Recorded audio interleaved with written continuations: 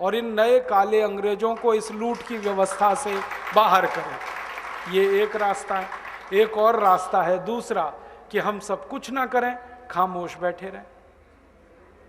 एक दूसरा रास्ता और है, खामोश बैठे रहें और कहें जो हो रहा है अच्छा हो रहा है, आगे होगा और भी अच्छा होगा, तुम क्यों व्यर्थ चिंता करते हो, तुम क्या लाए थे, क्या ले जाने वाले हो।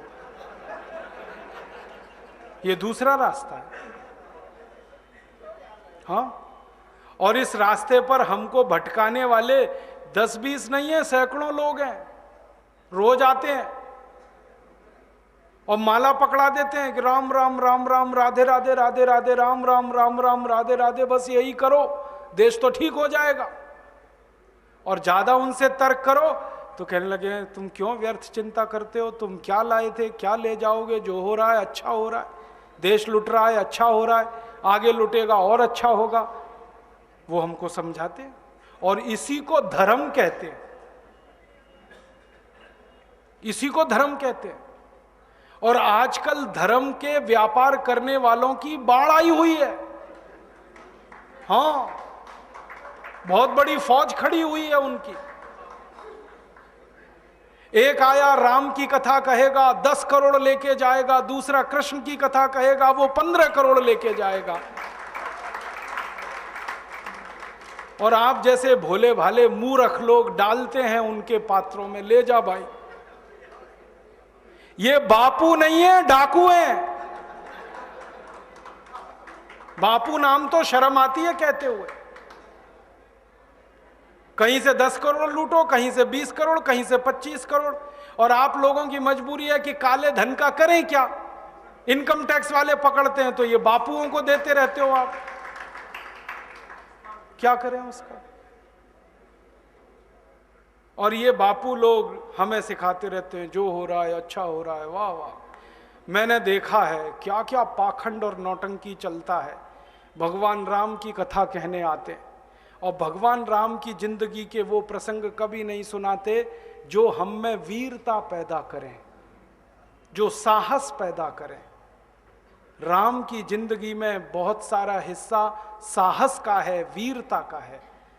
जब 14 वर्ष के लिए वनवास चले गए राम, तो हमको सुनाई जाती है राम की जो कथा ना, उसमें कहते हैं राम ने 14 साल एक ही काम किया, हाय सीते हे सीते, हाय सीते हे सीते, हाय सीते, ये सुनाते हैं हमको। हाँ, यही सुनाते हैं निकाल के कहानी में से। और मैं कहता हूं कि राम को अगर हाय सीते हे सीते हाय सीते यही करना था 14 साल, तो दूसरा विवाह क्यों नहीं कर लिया। सैकड़ों राजा तैयार थे अपनी राजकुमारियों को राम को देने के लिए, वो तो कर लेते दूसरा विवाह। क्योंकि हाय सीते हे सीते, हाय सीते हे सीते, एक स्त्री के लिए अगर वो इतने ही बिलख रहे थे, तड़प रहे थे, दूसरा विवाह कर लेते। तो ये सब चुप हो जाते हैं, फिर बात नहीं करते। फिर मैं उनको रामायण में से निकाल के दिखाता हूं, देखो राम ने हे सीते हाय सीते कहा नहीं कहा ये मुझे नहीं मालूम, लेकिन 14 साल वन में रहते हुए सैकड़ों राक्षसों का संहार किया उन्होंने, मारा उनको और धर्म राज्य की स्थापना कराई। ये कहानी नहीं सुनाते क्योंकि इससे वीरता पैदा होती है। तो राम का जो वीरत्व है वो नहीं सुनाएंगे आपको, उनकी जो कमजोरियां हैं वो सुनाते हैं आपको। और राम कथा जब वर्णन की जाती है तो मंच पे बैठ के आहा कैसे आंसू, ढलल ढलल आंसू निकलेंगे, आपको भी रुलाएंगे, खुद भी रोएंगे। किस बात के लिए? ओ, राम को वन गमन में इतना कष्ट हो रहा है, वन में इतनी तकलीफें हो रही हैं, तो राम की तकलीफों का वर्णन कर रहे हैं, आंसू आ रहे हैं। और ये सारा वर्णन एयर कंडीशन्ड मंच पर बैठकर होता है। अपने को तकलीफ नहीं होनी चाहिए, राम की तकलीफों का वर्णन कर।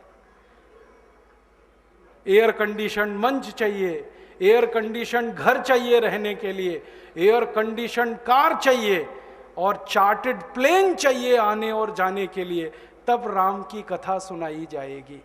जो राम जिंदगी भर पैदल चलते रहे, जिन्होंने अपना रथ भी छोड़ दिया था अयोध्या से निकलते समय, वो राम ने जिंदगी भर पैदल चल के काम किया और यहाँ एयर कंडीशन कारों में घूम घूम कर चार्टर्ड प्लेन में घूम घूम कर राम की कथा सुनाते हैं।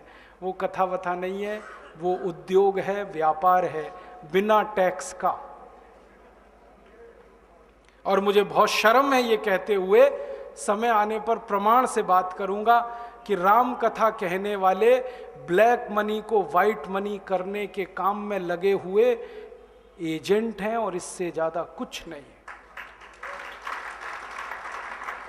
और मुझे इससे भी बड़ी शर्म आती है कहते हुए कि आप जो उनको दे रहे हैं दान के रूप में, वो पैसा ब्याज पर उठा रहे हैं वो दूसरे लोगों को, और आपके दिए हुए पैसे से धंधा बना रहे हैं अपना। फिर ऐसे ही कृष्ण की कथा कहने वाले आ जाते हैं, कहते राधे राधे राधे राधे राधे राधे, और कुछ कहो ही मत, राधे राधे। कंस को मारा, जरासंध को मारा, शिशुपाल को मारा, अधर्मियों को मारा, ये सब थोड़े में, राधे राधे राधे राधे बड़े में। हाँ, क्योंकि आपको कायर बनाना है ना, निर्वीर बनाना है, नपुंसक बनाना है, तो वीरता की कहानी क्यों सुनानी है? तो चुन चुन कर ऐसी कहानियां सुनाते हैं।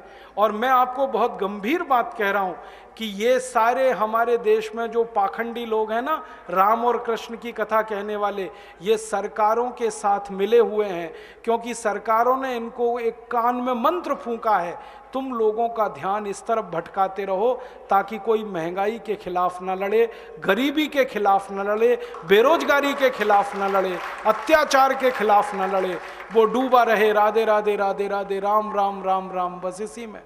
और समझाते रहो, तुम क्या लाए थे, तुम क्या ले जाओगे, क्यों व्यर्थ चिंता करते हो, जो हो रहा है अच्छा हो रहा है, आगे होगा और भी अच्छा होगा। एक रास्ता ये है। अब दो रास्ते हैं अपने सामने, एक रास्ता भगत सिंह का, ऊधम सिंह का, चंद्रशेखर का, एक रास्ता हमारे ये धर्म गुरुओं का, पाखंडियों का, जो राम की कथा, कृष्ण की कथा। मुझे बहुत ऑफर आए हैं, मैं आपको दिल का दर्द बता रहा हूं, सच में कह रहा हूं, आपसे नाम नहीं लेता। मुझे ऑफर आए कि तुम कहां बेकार भटक रहे हो, मेरे साथ आ जाओ। मैंने कहा बापूजी क्या होगा उसमें? तो कहने लगे जितना मिलता है वो डबल हो जाएगा। मैं बोल रहा कैसे? तो उन्होंने कहा तुम्हारी वाणी में बहुत जोर है, और मेरे पास लोगों की भीड़ इकट्ठा करने का, मजमा लगाने का तरीका है। मैं ऐसा डमरू बजाता हूं कि सब इकट्ठे होते हैं, और तुम्हारी वाणी में जोर बहुत है, मिलके लूटेंगे, थोड़ा तुम्हारा थोड़ा मेरा। ऐसे खुले ऑफर हैं मेरे पास। और मैं कहता हूं बापूजी माफ करो। क्यों? कहते तुम्हें पैसे नहीं चाहिए। मैंने कहा पैसे ही चाहिए होते तो बहुत रास्ते हैं मेरे पास, यही एक बचा है। पैसे ही कमाने हैं तो बहुत रास्ते हैं, ये एक रास्ता थोड़ी है। बहुत तरीके हैं, पैसे कमा लूं, घर बना लूं, बीवी बच्चे ले आऊं, करोड़पति हो जाऊं, 10 करोड़पति हो जाऊं, 100 करोड़पति हो जाऊं। बहुत आसान काम है ये तो। थोड़ी चालाकी हो तो सैकड़ों करोड़ बनाना बिल्कुल मुश्किल नहीं है इस देश में। फिर अंत में तो वही होगा ना, सैकड़ों करोड़ हो गए, एक दिन डायबिटीज होगी, एक दिन अर्थराइटिस होगा, एक दिन हार्ट अटैक आएगा, मैं मरने ही वाला हूं। तो मरना तो है ही, वहां भी शायद जल्दी मरूं, क्योंकि जब शरीर में तामस वृत्ति आती है ना तो जल्दी मरता है आदमी। जब तक सात्विक रहता है तब तक थोड़ा दम रहता है, तो तामस वृत्ति आएगी, मरना मुझे वहां भी है। तो क्यों ना इस रास्ते पे चल के मरूं जहां सात्विक वृत्ति भी है, मरना है ये तो पक्का ही है, जिंदा तो कोई रहेगा नहीं। तो भगत सिंह का रास्ता क्या बुरा, ऊधम सिंह का रास्ता क्या बुरा, चंद्रशेखर का रास्ता क्या बुरा? कुछ करके मरो ना। मरेंगे ये सब भी, साधु संत पाखंडी, राम की कथा सुनाते सुनाते हार्ट अटैक आएगा, मरेंगे वो भी। डायबिटीज सबको हो रखी है, मैंने देखा है नजदीक से जाके, सब इंसुलिन लगाते हैं, खाते हैं गोलियां, अपनी डायबिटीज नहीं मिटा पाते, दूसरों को उपदेश देते फिरते।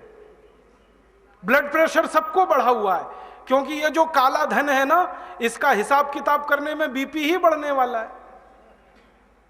सब बीपी की गोलियां खाते हैं, सब डायबिटीज के लिए शिकार हैं, तो दूसरों को उपदेश देंगे तो मैं भी लग जाऊं, वो एक रास्ता है। एक रास्ता भगत सिंह, ऊधम सिंह, चंद्रशेखर का भी है। मौत तो दोनों में ही आने वाली है, बस अंतर इतना है, एक मौत ऐसी आएगी जिसको देश और समाज जिंदगी भर याद रखेगा, और एक मौत ऐसी आएगी कोई पूछेगा नहीं। तो हमने तो चुन लिया है दूसरा रास्ता, भगत सिंह वाला, ऊधम सिंह वाला, और तय कर लिया है कि जैसे भगत सिंह, ऊधम सिंह, चंद्रशेखर ने गोरे अंग्रेजों को भगाया, वैसे ही हम आज के इन काले अंग्रेजों को मार भगाएंगे इस देश में।